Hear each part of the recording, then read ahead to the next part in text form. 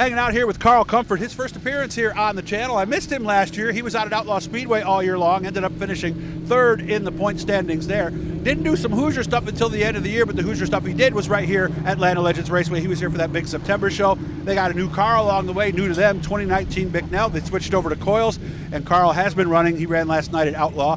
How you doing, man? I haven't seen you in a while.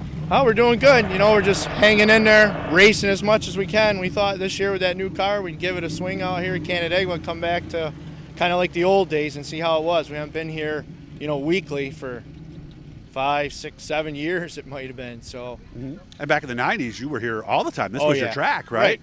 Well, both my parents worked out here, you know, so this is where it was. I grew up here, really. As a kid, we'd play kickball over behind the grandstands. You know, didn't even really watch much of the race, and then, you know, eventually started getting into it, and so I guess it, you know, was meant to be. I was going to be here racing, that's for sure. Let's start with more recent stuff. How was last night? You were at Outlaw. It was tough. Walked in there out of 100. I drew number 100, so I started last in the heat. Only got a couple spots, and then got up.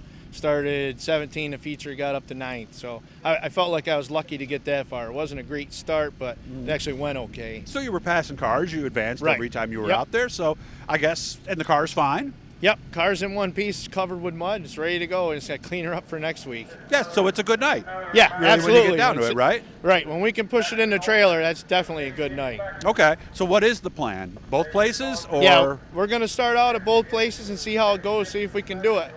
Because obviously we're not getting any younger as a team. You know, I'm much closer to the end of my racing career than I was in the beginning. So we just wanted to come out here because it's been a while, and we want to run some races out here at Canandaigua. Okay, all right. So this makes for a busy summer, obviously.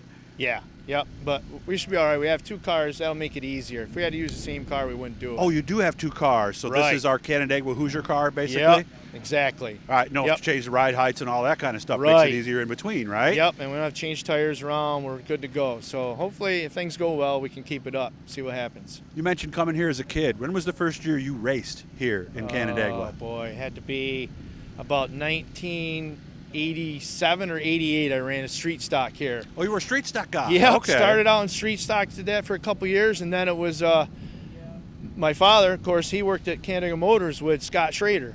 And that's where I really got into racing. He pushed me along, too. So that's kind of why we came back, too, for Schrader.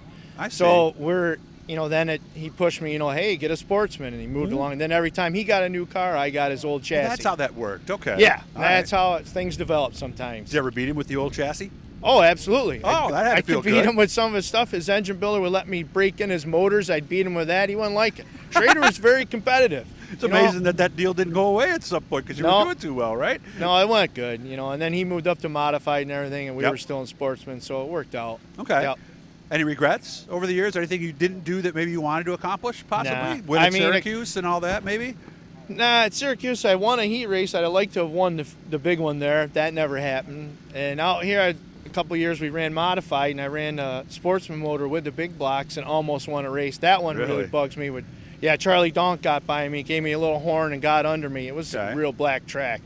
That's the only one that really bothers me. I mean, that one you wish you could do over again. Yeah, absolutely. Yeah, it had to be a black track, or you wouldn't have been there with your Sportsman motor. Let's be honest, against the big blocks. So what do you want to do this year?